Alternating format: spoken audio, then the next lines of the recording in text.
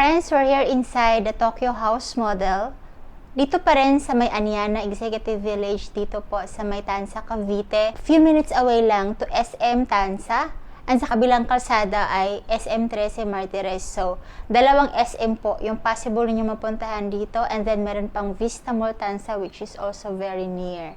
So, ito yung Tokyo House model. This is a furnished house unit. Dito po sa ground floor ay meron tayo ditong isang kwarto.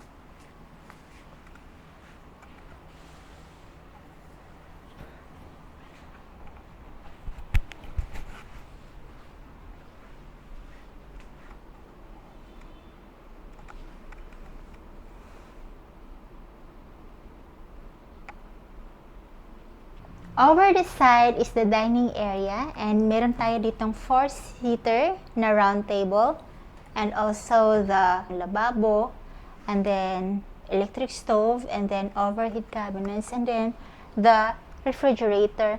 And this side, ito po ay sliding door leading to the parking space also. So ipapakita ko also sa inyo na meron tayo ditong common toilet and bath dito sa may ground floor, and meron itong parang storage area dito sa ilalim po ng hagdanan. Ipapakita ko po sa video.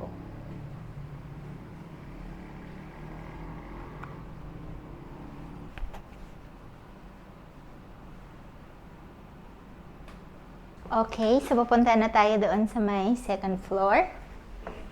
And guys, itong Tokyo is duplex po siya ha.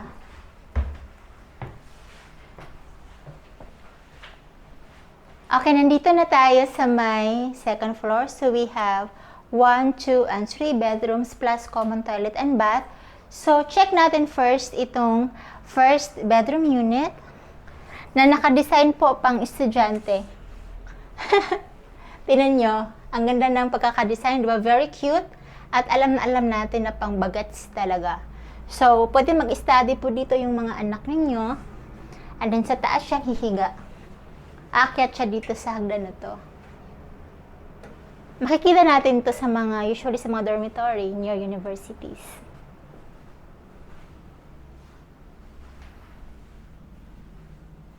And then, punta tayo dito sa second room. Neutral yung pagkakadesign niya. Pati yung pintura. And we have here queen bed. And then this is the common toilet and bath dito sa my second floor.